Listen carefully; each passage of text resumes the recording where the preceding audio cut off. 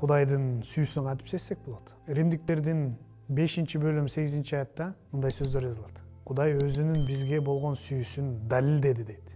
Эгер ушул аятка таянсак, Кудай өзүнүн сүйүүсүн далилдесе, мындай болуп калабы?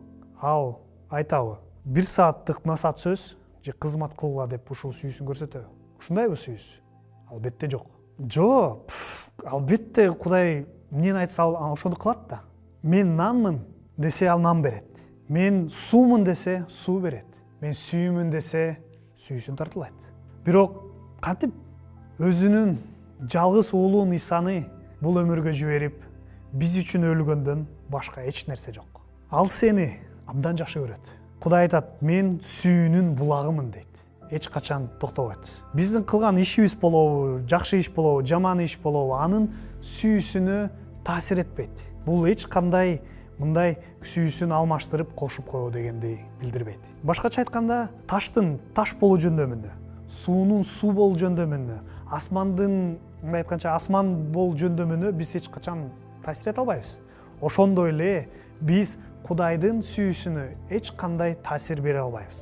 Аятта Кудайдын сүйүүсү биздин иш-аракеттерибизге же жагдайларыбызга жараша сүйөт деп айтылбайт. Кудай бизди толугу менен сүйөт деп айтылат. Ооба, билем. Ал ар бир көз ирмеминде менин эмне кылганымды же дажада калса эмнени ойлоп жатканымды билет. Ал сени билет. Сенин ичиңде, менин ичимде жамандык жашаарын да билет. Биз күнөөкөр экенибизди Кудайым албетте билет. Ал ортобузда адам менен Кудайдын ушундай ажырым бар экенин, эбегейсиз арлык жана ушундай боштондук бар экенин билет. Ошондо ал ушуну көтөрө алган жок, чыда алган жок. Ошондо эмне кылды? Чындыгында ал баардыгын кылды. Биздин сүйүүбүз жараша болот. Башкача айтканда, бизди жакшы көрсө, бизге кылган мамиледен себепкер биздин сүйүүбүз кандай болот экен? Бирок Кудайдын сүйүүсү андай эмес. Эгерде биздин иш-аракеттерибиз Кудайдын сүйүүсүн мындай айтканча өзгөртүп салса, анда ал сүйүү Кудай болмок эмес. Ал адам сүйүүсү болмок.